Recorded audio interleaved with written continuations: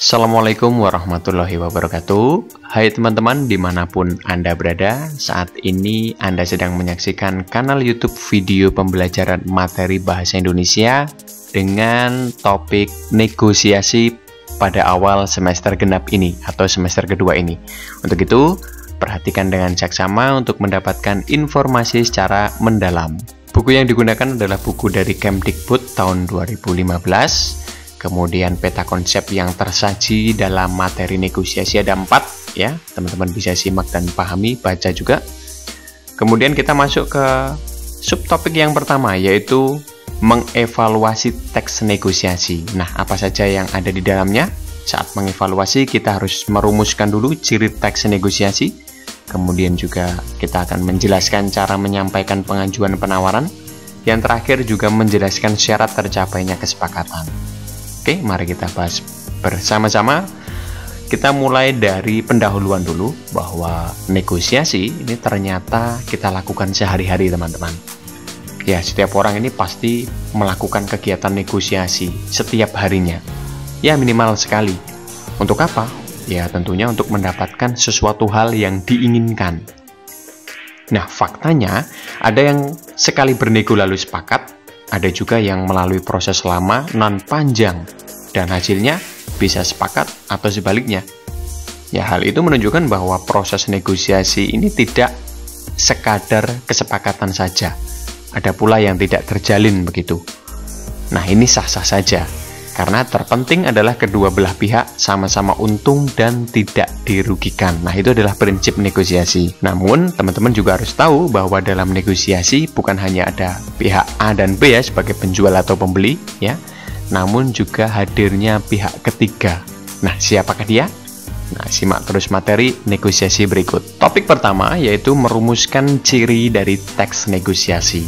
Ya, karena berbentuk teks, maka akan kelihatan ciri-cirinya. Nah, ciri-ciri yang pertama adalah adanya kesepakatan dan ketidaksepakatan. Nah, ini sah saja ya, bahwa nego ada yang deal, ada yang tidak deal, atau sepakat dan tidak sepakat. Yang kedua adalah nampaknya atau terlihatnya proses pengajuan dan penawaran dari masing-masing pihak ya. Siapa yang mengaju dan siapa yang menawar, kemudian bagaimana pengajuannya dan seperti apa penawarannya juga nanti akan kelihatan. Kemudian yang ketiga, nampak pula partisipan atau subjek yang ada dalam negosiasi tersebut. Nah, di sini pengaju ini identik dengan penjual. Ya, ia mengajukan dagangannya, ia mengajukan harganya. Kemudian penawar identik dengan pembeli. Ya, ia menawar dari pengaju tadi. Ya, ia menawar harga yang diajukan dari penjual begitu. Untuk apa? Untuk mendapatkan tentu harga yang lebih miring. Ya, bukan hanya harga, bisa juga jasa, bisa juga bonus-bonusnya, macam-macam. Nah, di sini juga nampak pula atau muncullah pihak ketiga sebagai perantara. Orang ketiga atau pihak ketiga dalam negosiasi ini tujuannya adalah untuk membantu pengaju maupun penawar. Ya, bisa juga orang ketiga ini berperan sebagai pemberi info. Jadi pihak ketiga ini bisa hadir ya atas perintah dari pengaju maupun penawar. Jadi kalau pengaju dalam hal ini adalah penjual, maka pihak ketiga ini bisa dihubungi ya untuk mencarikan calon pembeli. Nah, dan sebaliknya. Nah, itu adalah fungsi dari pihak ketiga. Tujuannya untuk apa hadirnya pihak ketiga? Tentu akan memuluskan rencana. Mencari barang menjadi lebih mudah, mencari calon pembeli menjadi lebih mudah juga. Kemudian barangkali harganya pun nanti bisa miring dengan adanya pihak ketiga karena ada kedekatan-kedekatan khusus. Nah, itu adalah partisipan-partisipan dalam negosiasi. Kemudian juga adanya perbedaan kepentingan. Ya, ini perlu teman-teman ketahui bahwa kepentingan pengaju itu adalah laba dagangan atau jasanya laku dan habis. Sedangkan kepentingan penawar adalah harganya dapat miring dan juga puas mendapatkan barang atau jasanya. Nah, ini yang disebut sebagai perbedaan kepentingan. Ya, jadi kepentingannya pengaju dan penawar itu berbeda. Nah, ini adalah ciri-ciri dari teks negosiasi yang nampak ya. Kenapa bisa nampak? Karena berbentuk teks, maka kita bisa analisis begitu. Jadi ada 4 ciri teks negosiasi. Nah, ada contoh pertama ya. Teman-teman bisa baca sendiri teks pertama. Ini nampak partisipan antara penjual dan pembeli. Ya, teman-teman bisa jawab pertanyaannya sekaligus ya. Di sini ada siapa pelaku dalam dialog tersebut? Ya, penjual mangga dan pembelinya. Pertanyaan 2, 3, 4, 5 silahkan cari sendiri. Lalu, apakah ini termasuk negosiasi? Ya, betul, ini negosiasi. Ya, buktinya apa? Karena 4 ciri dari teks negosiasi nampak di sini. Ada partisipannya, kemudian terjadi kesepakatan, kemudian proses pengajuan dan penawaran, dan terlihat pula perbedaan kepentingannya. Ya, teks 2 juga sama, silahkan dijawab sendiri. Ya, nomor 5 sudah ada contoh di sini, dan ini juga masuk kategori negosiasi. Buktinya, ya keempat ciri juga nampak. Kemudian yang teks ketiga, ya ini yang contoh ketiga, ini silahkan jawab juga, ya bagian yang ada tanda tanyanya. Dan ini bukan merupakan negosiasi. Mengapa? Karena hanya ada 3 ciri yang nampak, yaitu ada pengajuan dan penawar, partisipan, dan sepakat. Yang tidak nampak adalah perbedaan kepentingannya. Ya, jadi antara Bumia, ya partisipan, dan muridnya nanti kelihatan sekali tidak terdapatnya perbedaan kepentingan. Ya, sedangkan kalau negosiasi harus ada perbedaan kepentingan. Ya, barangkali ini adalah sebuah permohonan ya dari siswa ke gurunya begitu. Ya, nanti silahkan dianalisis sendiri. Kemudian kita masuk ke subtopik yang kedua, menjelaskan cara menyampaikan pengajuan dan penawaran. Dalam mengaju dan menawar, artinya pembeli dan penjual ini ada cara-caranya dalam menyampaikan. Berangkat dari ciri-cirinya, ya ada partisipan, kesepakatan, ya perbedaan kepentingan dan proses pengajuan dan penawaran. Ini berangkat dari itu kita, maka muncullah 4 cara menyampaikan pengajuan dan penawaran. Yang pertama, sopan. Nah, sopan ini harus dimiliki oleh kedua belah pihak, ditunjukkan dengan tuturan dan sikap. Yang kedua, tidak menekan dan memaksa. Nah, ini cara menyampaikannya tidak boleh menekan dan memaksa, karena harus mengutamakan kebutuhan, bukan keuntungan semata. Artinya, memang akan mendapatkan keuntungan, namun keuntungan yang lebih bijak adalah jika berkelanjutan. Artinya, mengutamakan kebutuhan pembeli apa. Ya, jadi memang penjual menjadi pelayan yang baik memang. Ya, jadi ketika terjalinlah cara penyampaian yang tidak menekan dan memaksa, nah ini akan memunculkan kebutuhan yang akan menjadi langganan nanti. Nah ini nomor 3, menciptakan ikatan personal. Nah, hasilnya adalah ini, yaitu penjual dan pembeli ini saling berinteraksi, saling komunikasi, ya dengan media pun juga banyak sekarang, ya. Jadi ada ikatan personal antara penjual dan pembeli. Kemudian yang keempat adalah alasannya logis dan tidak mengada-ada. Ya, menjadi pengaju maupun menjadi penawar ini harus realistis saat mengaju dan menawar. Ya, tidak boleh mengada-ada. Nah, ini adalah cara-cara umum dalam menyampaikan pengajuan penawaran. Nah, ada satu contoh di sini ya, sudah saya tampilkan antara penjual dan pembeli. Kedua belah pihak menyampaikan alasannya secara logis. Ya, penjual 30.000.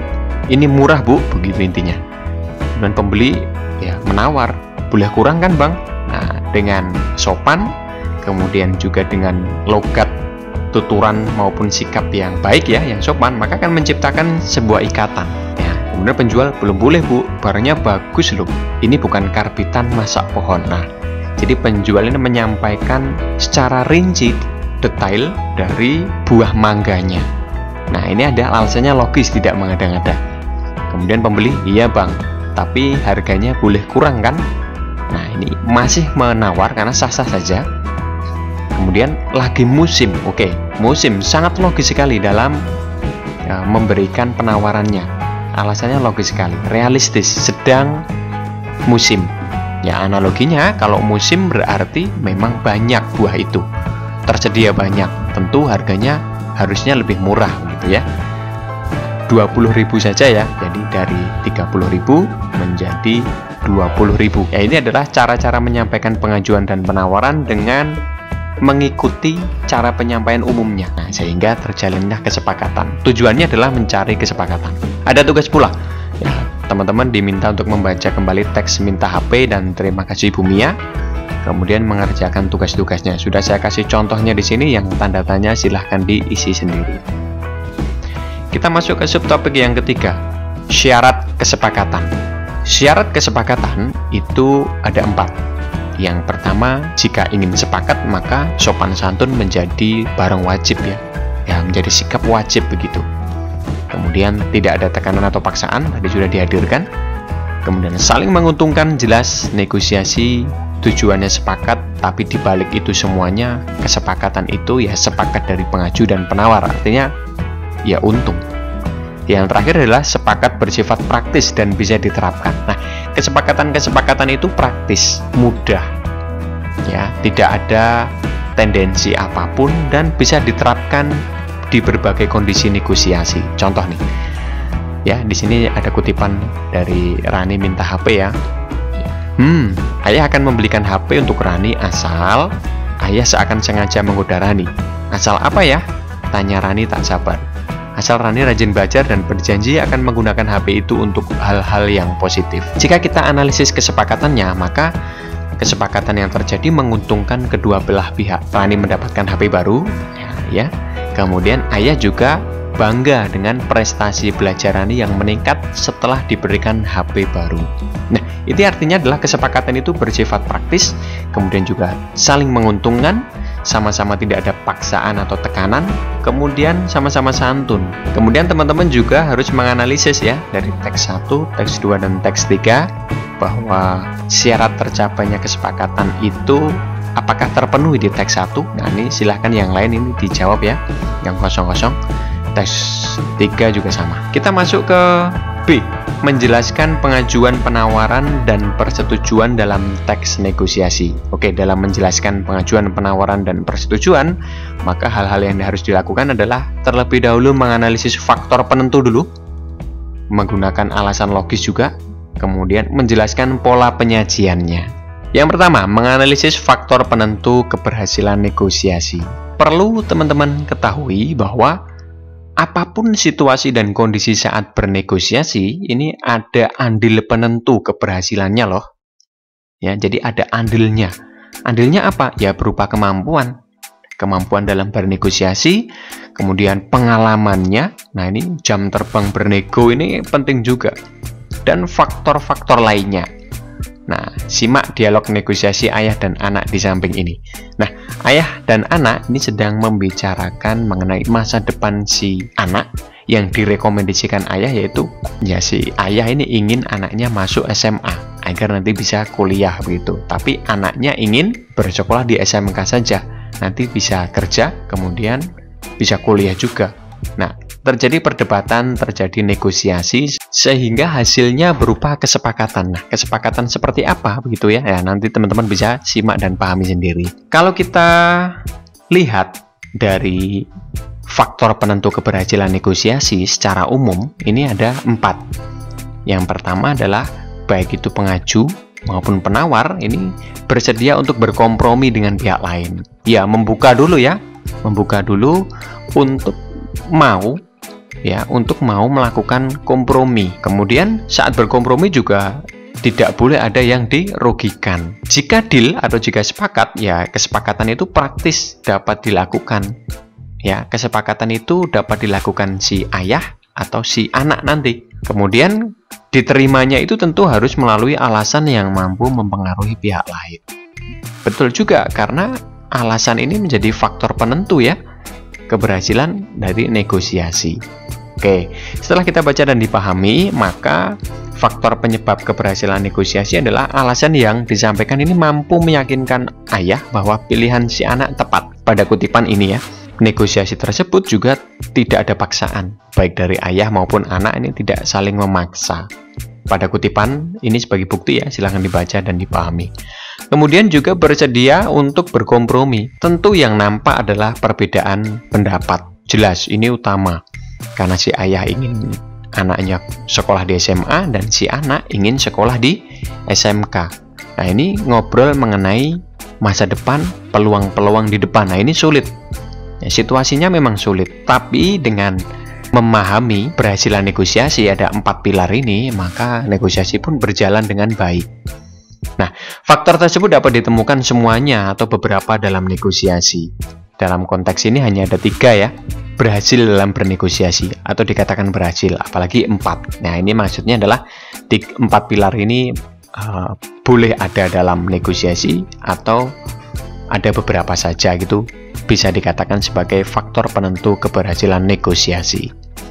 Nah, ada tugas-tugas yang menyertai ya, siswa ditugaskan untuk menganalisis faktor yang menentukan keberhasilan nego dari pedagang dan pembeli, beli HP dan terima kasih Bumia. Ya, teman-teman tinggal mencari bukti kutipannya karena sudah saya tampilkan faktor penyebab keberhasilannya, ada 3 semuanya. Nah, teman-teman tinggal mencari buktinya pada kutipan-kutipan negosiasinya. Yang kedua, menggunakan alasan logis saat negosiasi. Ya, penyampaian alasan ini adalah hal terpenting dalam negosiasi. Betapa tidak, karena keberhasilannya salah satu andilnya adalah alasan. Nah, alasan ini dapat berupa niatnya, tujuannya, keinginan, pengandaian, realita, keuntungan, manfaatnya. Nah, ini bisa disampaikan semuanya. Ya, konten-konten ini bisa masuk dalam pengaturan alasan. Nah, mau pakai alasan yang mana begitu. Nah, kemudian alasan tersebut ini harus dikemas dan disampaikan secara logis dengan nada yang persuasif. Artinya persuasif apa? Ya, membujuk, merayu, ya, agar apa? Agar alasan-alasannya diterima. Seperti HP baru, ya, pada teks kedua ini. Nah, ini yang 3 panah ini merupakan alasan-alasan yang disampaikan Rani. Alasan ini adalah berupa salah satu dari ini ya, atau bisa beberapa dari perwujudan alasan ini. Kemudian Rani juga menyampaikan dengan logis dengan nada persuasif. Ya, tapi ya semua teman Rani punya HP, mereka dapat dengan mudah bla bla bla bla. Nah, betapa tidak seorang ayah ingin mempertimbangkan keinginan anaknya. Benar juga mungkin ya. Ya, kalau Rani punya HP, ia akan lebih mudah menelepon saya, misalnya seperti itu. Tak hanya itu ya, Rani juga iri dengan teman-teman karena dapat dengan mudah mengunduh materi bla bla bla. Nah, zaman sekarang si ayah ini juga harus menyesuaikan kondisi dan realita ya. Mempunyai HP ini bukan hanya untuk tugas saja, tetapi juga dapat berhubungan dengan teman-teman yang lain, interaksi, berdiskusi secara virtual begitu. Maka dengan alasan-alasan yang logis ini, si ayah pun mempertimbangkan untuk membelikan HP baru. Ya, pedagang dan pembeli juga sama, ini alasan-alasan yang digunakan. Ya, terima kasih Bumia ini juga sama. Ya, bukti kutipannya silahkan teman-teman baca dan pahami. Nah, ada tugasnya. Ya, ada pengaju dan penawar di sini. Ya, ini adalah ilustrasi saja. Minta izin menginap di rumah teman. Ini alasannya adalah mengerjakan tugas kelompok. Ya, atau ada alasan yang lain. Nah, ini bisa teman-teman kembangkan sendiri. Termasuk yang ada tanda tanya, silahkan dikembangkan sendiri. Nah, 2 contoh sudah saya berikan. Kita masuk ke yang ketiga, menjelaskan pola penyajian teks negosiasi. Baik, negosiasi dapat disampaikan melalui pola-pola tertentu. Ya, pola-pola tersebut digunakan untuk menyesuaikan kebutuhan partisipan dalam proses negosiasi. Mau dalam bentuk apa ini pola penyajiannya? Karena ada pola penyajian dialog dan pola penyajian tertulis. Ya, negosiasi berbentuk dialog yaitu berasal dari penyajian negosiasi lisan, ya, yang ditranskripkan menjadi dialog percakapan dan gabungan narasi atau dialog. Ya, artinya ada yang berupa dialog ya. Jadi percakapan 2 orang, 3 orang begitu. Kemudian ada pula yang digabungkan menjadi satu cerita utuh berbentuk narasi. Nah, ini dominan menggunakan kalimat langsung karena kalimat yang diutarakan langsung ini dituliskan begitu. Kemudian juga ada pola penyajian negosiasi tertulis. Ini merupakan penyajian negosiasi yang membutuhkan balasan tertulis juga untuk kepentingan tertentu. Ya, dokumen ya untuk dokumentasi secara resmi ya untuk pelaporan. Nah, contohnya adalah di surat penawaran, pemesanan barang, surat lamaran kerja. Nah, ini merupakan pola-pola penyajian dalam negosiasi berbentuk dialog maupun tertulis. Nah, teman-teman perlu ketahui 3 contoh ini, teks 1, teks 2, teks ketiga ini menggunakan dialog untuk teks pertama yaitu penjual dan pembeli. Kemudian HP baru, nah seperti ini berbentuk narasi, artinya kalimat langsungnya ya dikemas menjadi cerita utuh naratif ya. Nah, ini cerpen HP baru ini bisa juga disebut seperti itu. Ya, ada kalimat langsung yang ada disampaikan di sini. Kemudian juga terima kasih Bumia juga sama. Ini narasi campur dialog ya. Nah, ini adalah pola-pola penyajiannya. Oke, ada satu tugas teman-teman. Ya, siswa diminta membaca surat penawaran ya dari Lazizan Ice Cream and Bakery. Ya, silakan baca dan dipahami. Kemudian isinya apa? Nah, ini isinya ini. Ya, pengajuannya ini, buktinya adalah ini semua. Nah, ini berarti memang masuk dalam negosiasi berbentuk tertulis. Oke. Untuk yang kedua, bahwa teman-teman disuruh untuk membalas penawaran produk es krim ini menjadi surat pemesanan. Ya, jadi teman-teman ini bertindak sebagai, ya ini ya, contohnya ada di sini, formatnya tinggal isi saja. Oke ya, berdasarkan ini tentunya.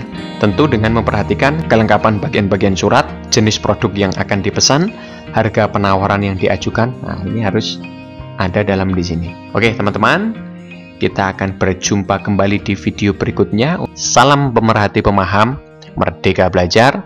Terima kasih. Wassalamualaikum warahmatullahi wabarakatuh.